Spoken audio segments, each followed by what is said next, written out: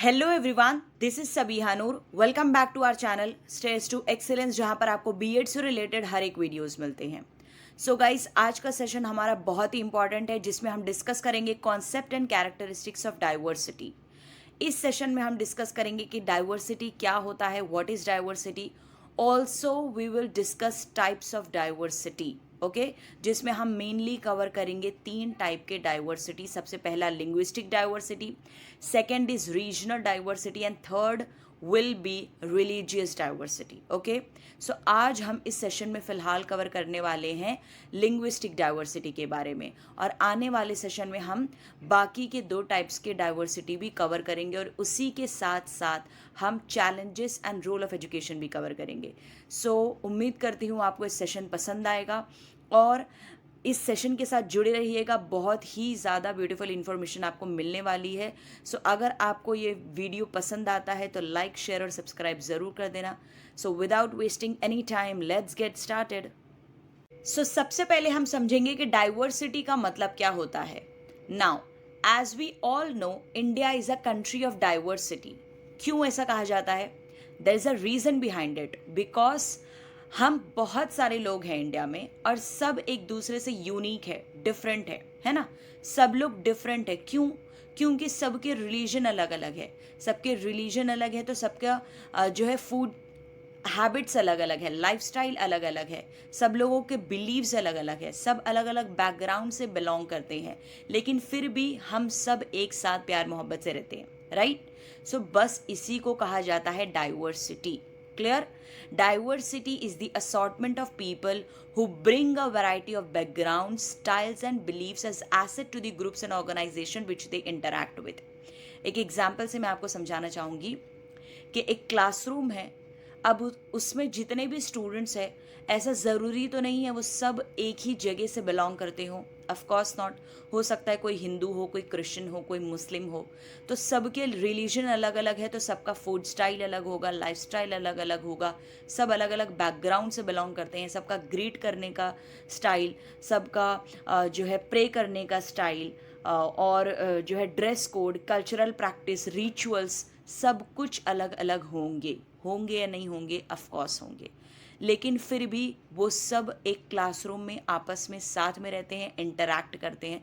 तो इससे क्या होता है, जब डिफरेंसेस होते हैं और उसके होने के बावजूद हम एक दूसरे के साथ जो है अच्छे से रहते हैं, एक दूसरे के कल्चर को समझते हैं, एक दूसरे के वैल्यूज़ को, ओपिनियंस को एक्सेप्ट करते हैं, तो उससे जो इन्वायरमेंट होता है, जो ऑर्गेनाइजेशन होता है, वो बहुत ही ज़्यादा प्रोडक्टिव बन जाता है, बहुत ही ज़्यादा रिच बन जाता है। तो इसी को कहा जाता है diversity. Okay, so basically it is the collection of people who brings a variety of background, styles and beliefs as asset to the groups and organization which they interact with.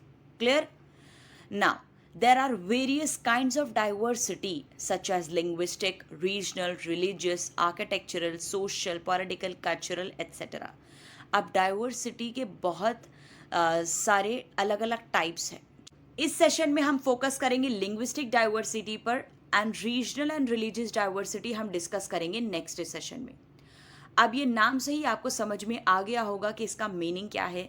Linguistic diversity मतलब जब हमें differences देखने को मिले language में, variations दिखने को मिले लैंग्वेज में, तो उसे कहा जाता है लिंग्विस्टिक डाइवर्सिटी।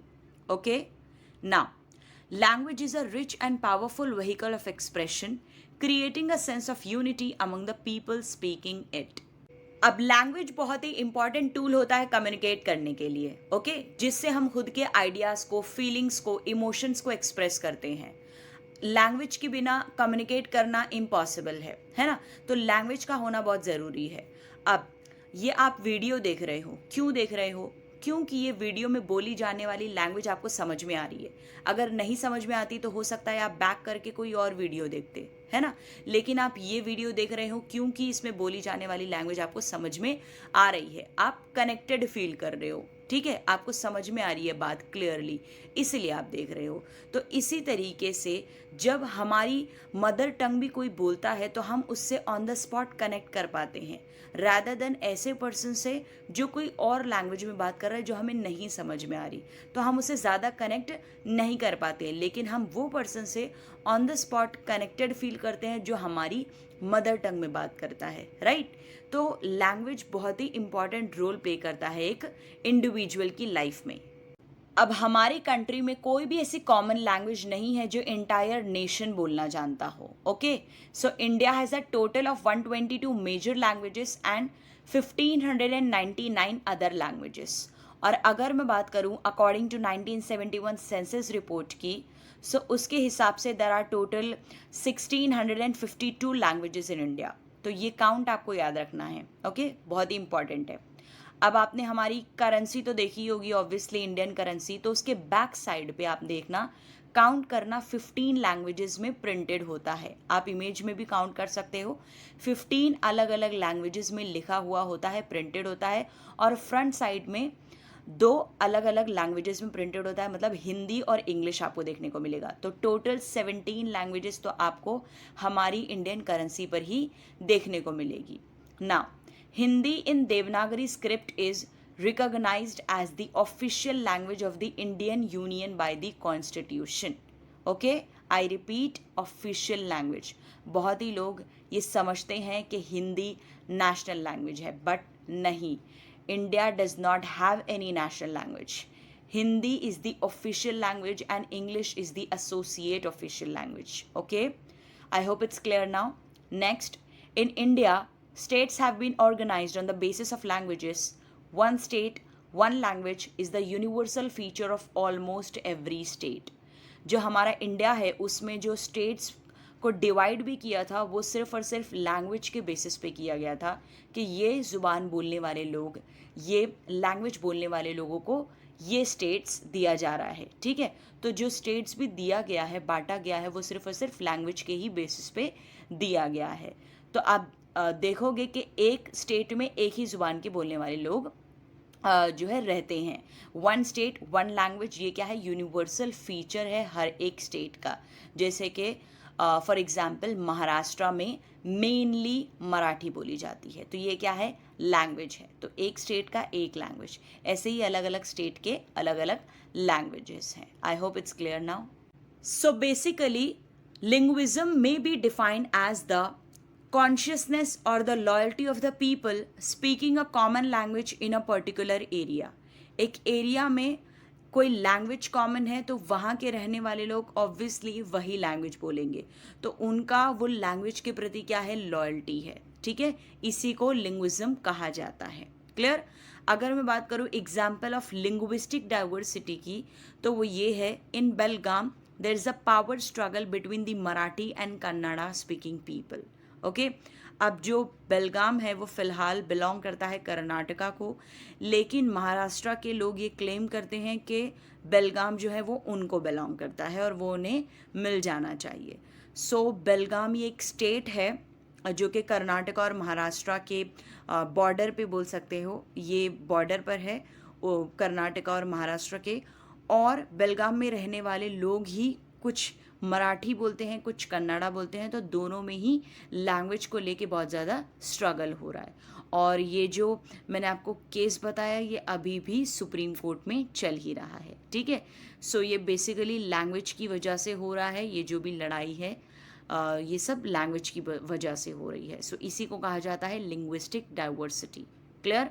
अब अगर मैं बात करूँ कॉजेस ऑफ लिंग्विस्टिक डाइवर्सिटी की, मतलब क्या क्या रीजंस हो सकते हैं लिंग्विस्टिक डाइवर्सिटी के, लिंग्विज्म के बढ़ने के क्या क्या कॉजेस हो सकते हैं, रीजंस हो सकते हैं, तो उसको समझते हैं। सबसे पहला है साइकोलॉजिकल कॉज। साइकोलॉजिकल कॉज मतलब फॉर एग्जांपल कुछ लोग हैं वो एक पर्टिकुलर रीजन को बिलोंग करते हैं और वो वहीं से अटैच्ड है। अब वहाँ पे जो लैंग्वेज बोली जाएगी, जो भी रीजनल लैंग्वेज होगी, वो उनकी मदर टंग होगी, ठीक है? बचपन से उन्होंने वही सुना है, पढ़ा है, बातचीत की है वही लैंग्वेज में, तो वो उनकी मदर टंग है। अब उसके बाद में अगर कोई और लैंग्वेज उनको सीखना हो तो वो नहीं सीख सकते, ठीक है? वो नहीं सीखना चाहेंगे क्योंकि उनकी मदर टंग कुछ और है, ठीक है? सो यहाँ पर क्या है? यहाँ पर लिंग्विज्म को बढ़ावा मिल रहा है, क्योंकि वो क्या कर रहे हैं कि ये हमारी लैंग्वेज है, ये हमारी मदर टंग है, ये हमारी मदर टंग नहीं है, ये कोई और लैंग्वेज है। सो यहाँ पर लिंग्विज्म को बढ़ावा मिला। Second is economic cause. Economic cause मतलब गवर्नमेंट कभी कभी ऐसा होता है कि फाइनेंशियल असिस्टेंस प्रोवाइड करती है ऐसे लोगों को जो एक पर्टिकुलर लैंग्वेज बोलते हैं, और वहीं पर कुछ ऐसे लोग भी होते हैं जो दूसरी लैंग्वेज बोलते हैं और उनको कोई भी सपोर्ट फाइनेंशियली नहीं मिलता है गवर्नमेंट की तरफ से। तो ऑब्वियसली जब उनको सपोर्ट नहीं मिलेगा तो वो ऑब्जेक्शन उठाएंगे। तो इससे क्या हो रहा है, इससे लिंग्विज्म को बढ़ावा मिल रहा है। Clear. Next is political cause. जब इलेक्शन आता है तो जितने भी पॉलिटिकल पार्टीज होते हैं, जितने भी पॉलिटिशियंस होते हैं, वो क्या करते हैं, वोट मांगने के लिए अपने वोटर्स से वही लैंग्वेज में कम्युनिकेट करते हैं जो लैंग्वेज उनके वोटर्स को समझ में आती है, या जो लैंग्वेज उनके वोटर्स की मदर टंग है। फॉर एग्जाम्पल अगर मराठी मदर टंग है तो वो मराठी में ही बात करेंगे, ताकि दिल के साथ साथ आसानी से वोट भी वो घसीट सके, है ना। और लैंग्वेज कॉमन जैसे ही होती है तो वो लैंग्वेज इश्यूज भी उठाते हैं। तो इससे क्या है, वो इंस्टिगेट करते हैं अपने ऑडियंस को, अपने वोटर्स को, उनके सेंटिमेंट्स को एक्सप्लॉइट करके वोट गेन करते हैं। तो इस तरीके से पूरा सीन होता है, जिसकी वजह से लिंग्विज्म को बढ़ावा मिलता है। Next is social cause.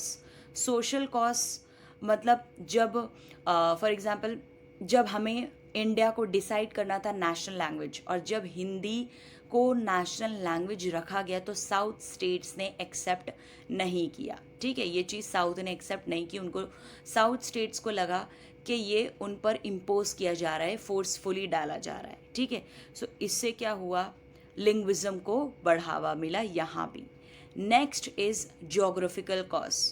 अब हर एक लैंग्वेज का अपना लिटरेचर है। ठीक है, जैसे प्लेन्स पे रहने वाले लोगों की लैंग्वेज अलग है, माउंटेन्स पे रहने वाले लोगों की लैंग्वेज अलग है, लैंड पे जो रहता है उनकी लैंग्वेज डिफरेंट होती है, राइट। तो सबकी अपनी अपनी अलग अलग लैंग्वेज है। अब किसी रीजन वाले लोग को बोलो कि तुम ये वाले रीजन की लैंग्वेज फॉलो करो, तो वो नहीं करेंगे, राइट। वो फॉलो नहीं करेंगे, वो एक्सेप्ट नहीं करेंगे, क्योंकि सबकी अपनी अपनी लैंग्वेज है। तो यहाँ भी लिंग्विज्म को बढ़ावा मिल रहा है। Next, historical cause. Historical cause मतलब अब आपको तो पता ही होगा हमारे पास्ट में कितने सारे फॉरेन कंट्रीज़ ने इंडिया पे रूलिंग की है, इंडिया पे अपना कब्जा जमाया था, इंडिया पे अपना राज चलाया था। जैसे कि फ्रेंच ने पौंडीचेरी पे रूलिंग की थी, पोर्टुगीज़ ने गोवा पे किया था, मुगल्स जब आए थे तो वो अपने साथ पर्शियन लैंग्वेज लेके आए थे, जब फॉरेनर्स आए थे, ब्रिटिश आए थे, तो वो अपने साथ इंग्लिश लैंग्वेज लेके आए थे। तो जितने भी लोग इंडिया में आए हैं, इंडिया पे रूलिंग की है, उन्होंने अपने साथ अपनी अपनी लैंग्वेजेस लेके आए हैं, और जहाँ जहाँ उन्होंने रूलिंग की है वहाँ वहाँ उन्होंने अपनी ही लैंग्वेज को बढ़ाने की कोशिश की थी, सॉरी। तो ये क्या हुआ, इससे भी लिंग्विज्म को बढ़ावा मिला। सो ये सारे कॉजेज़ हैं, ये सारे रीजंस हैं जो कि लिंग्विस्टिक डाइवर्सिटी के हैं, जिससे हमें बहुत सारे वेरिएशंस दिखने को मिलते हैं लैंग्वेजेस में। So this is all about linguistic diversity. I hope आपको आज का सेशन अच्छा लगा होगा, और अगर आपको सेशन अच्छा लगा तो प्लीज़ मुझे कमेंट सेक्शन में कमेंट करके ज़रूर बताना। एंड अगर आपको कोई भी डाउट हो related to this topic, you can ask me in the comment section too. And like, share and subscribe करना मत भूलना। ओके, सो मिलते हैं नेक्स्ट सेशन में। तब तक के लिए bye, take care of yourself and thanks a lot for watching.